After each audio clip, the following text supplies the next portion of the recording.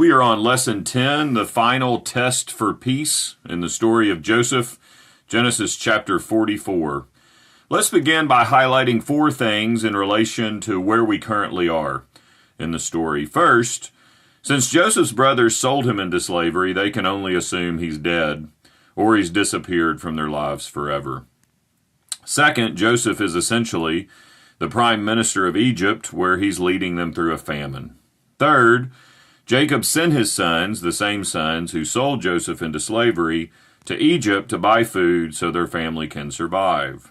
Finally, this famine provides the family with the opportunity for reconciliation, which Joseph seizes.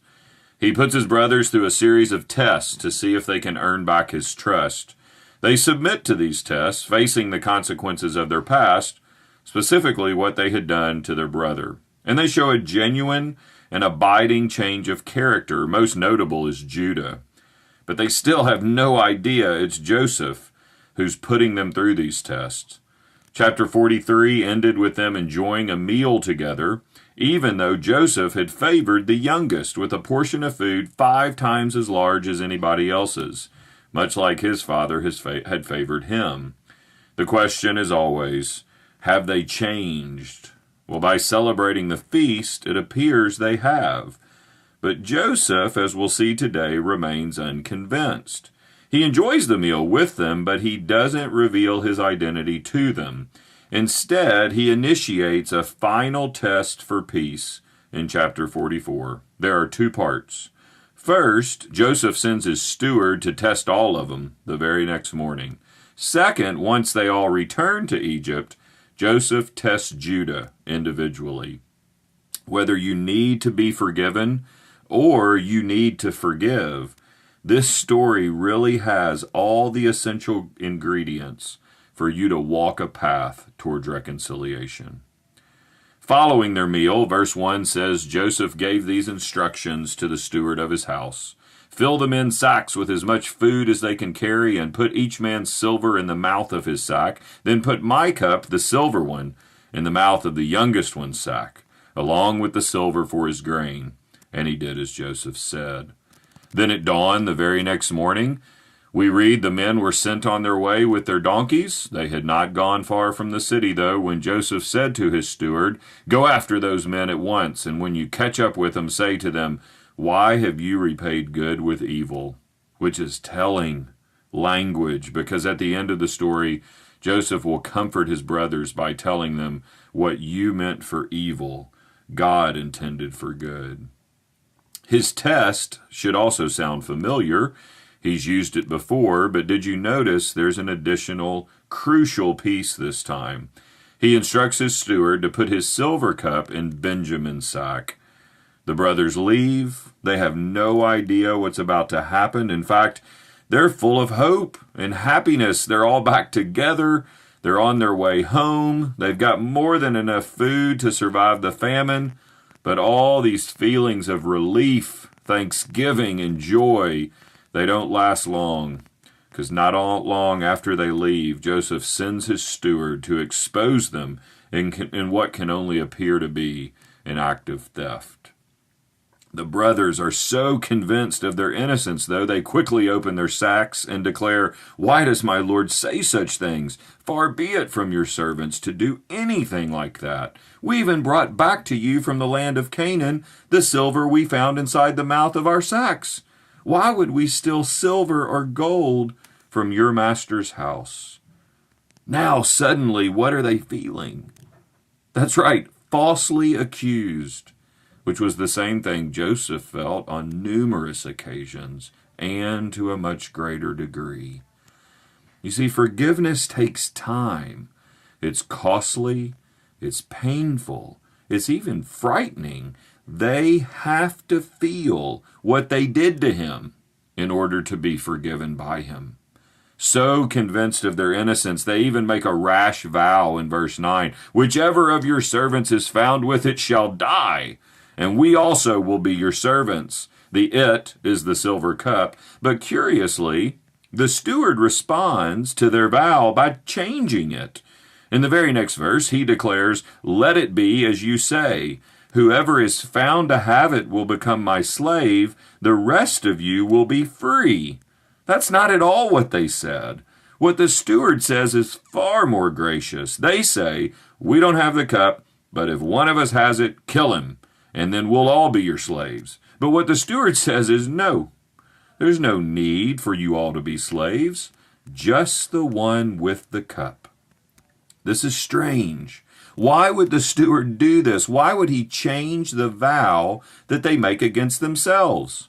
There's only one possible reason. Joseph told him to. Joseph must have told the steward something like this before he left to catch them. Regardless of how they respond to the accusation or the investigation that follows, when you show them, "My silver cup is in Benjamin's sack, he is your slave, and the brothers are free to go." What's going on here?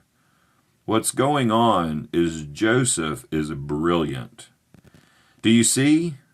He creates the perfect final test for his brothers. Bruce Waltke writes, "The original crime was the brothers' hatred of Joseph, Rachel's son, Jacob's favorite, who the brothers sell into slavery.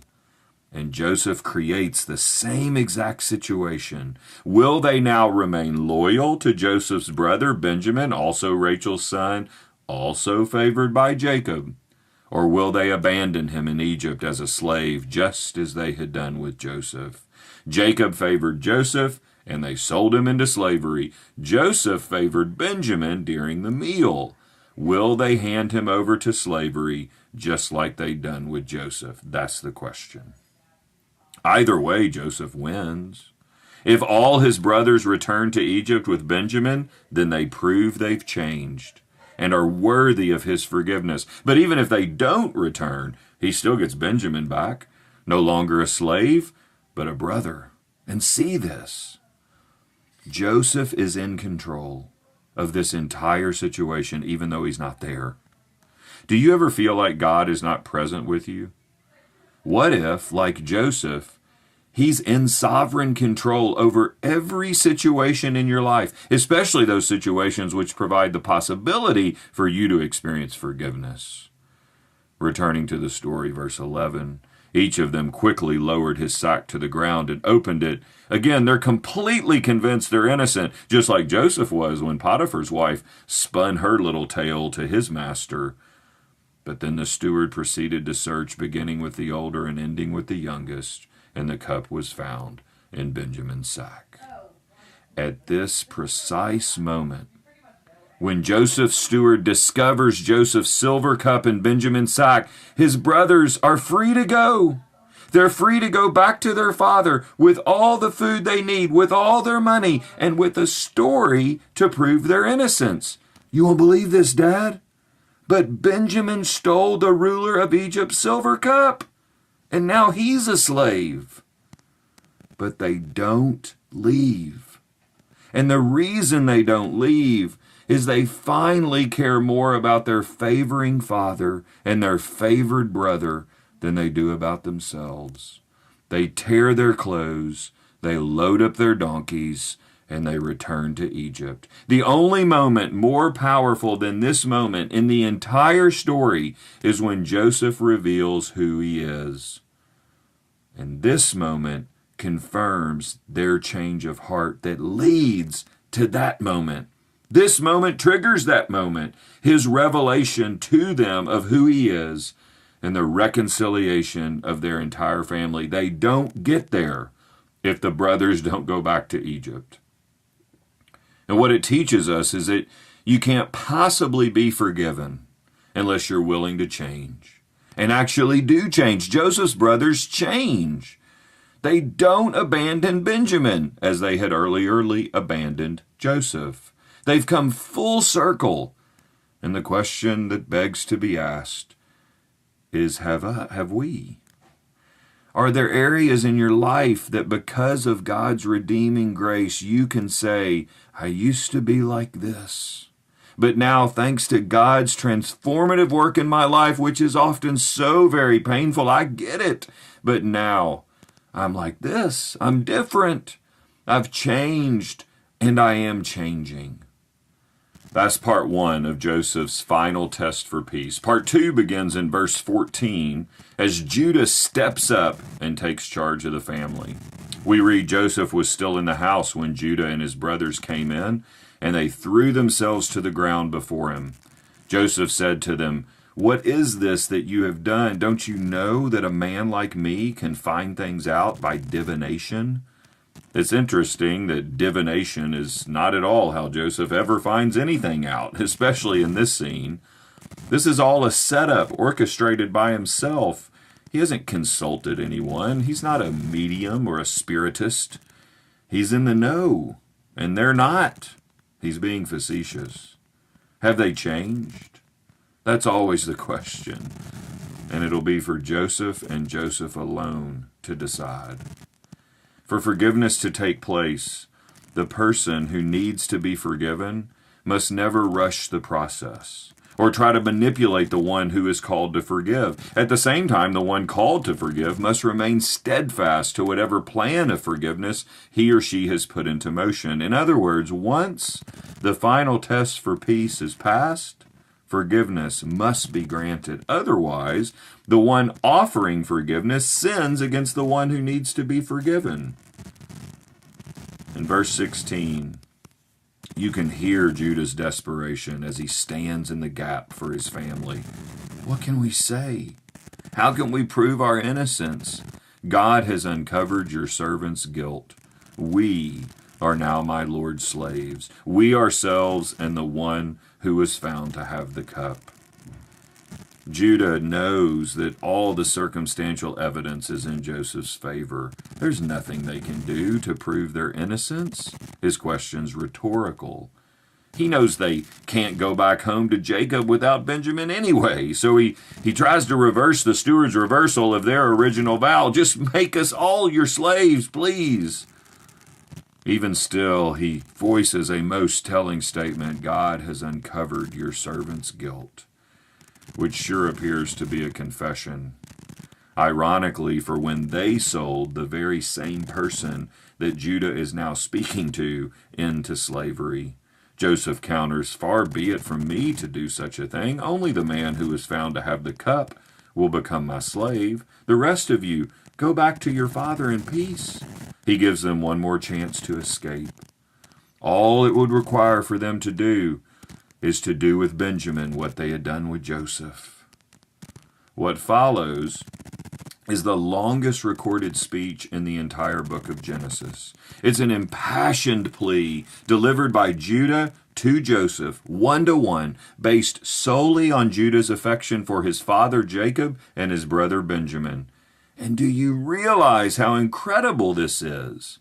The man giving this speech is the same man who had had sex with his daughter-in-law Tamar, which resulted in twin boys and his own convicting assessment, "She's more righteous than me."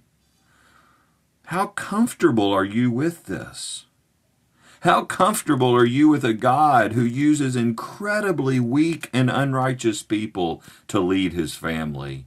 Because that's exactly what happens in this story. By all appearances, God empowers the most sinful son in the family to lead the family. Why would he do that? Because he's changed. God loves change. He's different. One scholar writes, he's now worthy of kingship because of the sacrifice he's willing to make. Leadership is all about sacrifice. We'll read about it in just a minute, especially in God's family. And this story subtly reveals that the uglier your past, perhaps the more willing you'll be to make the sacrifices that leadership requires, thanks to the grace you've experienced. Ironically, it was also Judah who could most easily empathize with his father, having lost 2 sons of his own. In other words, he knows what it's like to screw up. He also knows what it's like to lose a child. It may sound so strange, but failure and empathy go a long way in qualifying someone to lead God's family. I don't have time to read Judah's entire speech, but here are a few highlights. He begins, "Pardon your servant, my Lord. Let me speak a word to you." He's respectful. He's submissive. but he's also direct. He continues, "My Lord asked his servants, 'Do you have a father or a brother?' And he answered, 'We have an aged father, and there's a young son born to him in his old age. His brother is dead, and he's the only one of his mother's sons left, and his father loves him.'" Judah not only tells the truth in a straightforward way, but if you read his speech closely, one of the things you'll notice is how many times he uses the words father and brother. He's a whole lot more concerned about them than he is about himself. The meat of the speech is found in verses 21 to 29, where he recounts three things that have happened so far, which act as a basis for his plea. The first is the conversation that took place between the brothers and Joseph the first time they came to Egypt, when he told them that the only way they could ever come back was if they returned with Benjamin. The second was what happened when they relayed this requirement to their father, and Jacob adamantly recoiled at the thought. As they stand there right now in front of Joseph with Benjamin, Judah is banking on the fact that Joseph will see what a huge risk they're all taking. Third, Judah connects the dots, and I will read this part of the speech. "If the boy is not with us when I go back to your servant my father, and if my father, whose life is closely bound up with the boy's life, sees that the boy isn't there, he will die. Your servant guaranteed the boy's safety to my father. I said, if I do not bring him back to you, I will bear the blame before you, my father, all my life." And it's upon that fourth and finally, Judah makes his plea. "Let your servant remain here as my Lord's slave in place of the boy. Take me, not him. Let the boy return with his brothers. How can I go back to my father if the boy is not with me? No, do not let me see the misery that would come on my father." Judah pleads with Joseph to show mercy to his father, who is really their father. He knows if he returns without Benjamin, this will kill Jacob. Do you see how Judah's world is now revolving around someone other than himself?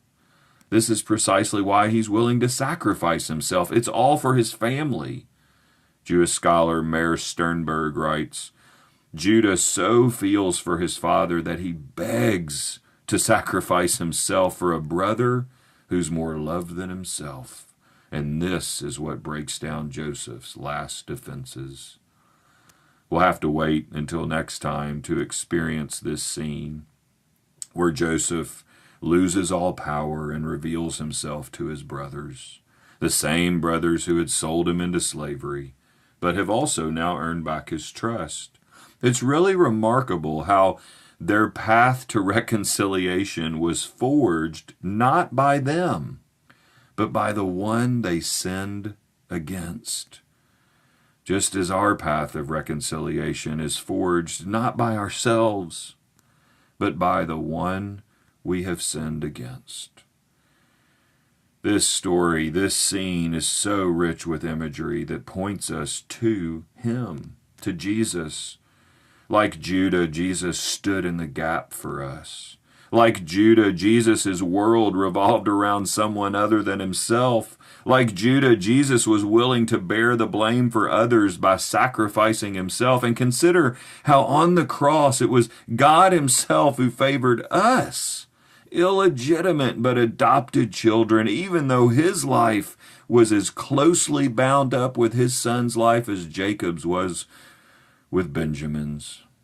His son made the sacrifice, but he also had to carry it out. In a way, both died on the cross as the Father disfavors his righteous Son in order to favor us, his sinful sons and daughters. But like Judah, Jesus made the sacrifice to save the family, ultimately the whole world. And he didn't use words in a speech. He became the Word made flesh. As he approached the city of Jerusalem on his way to the cross, Jesus said, "If only you knew what would bring you peace." Reflect on that as we close. Do you know what would bring you peace in every relationship you have? Only Jesus. And his peace requires just one thing: that we drink deeply of his forgiveness, his suffering sacrifice on our behalf, so deeply that we're able to offer the same forgiveness, to suffer in the same way on behalf of others.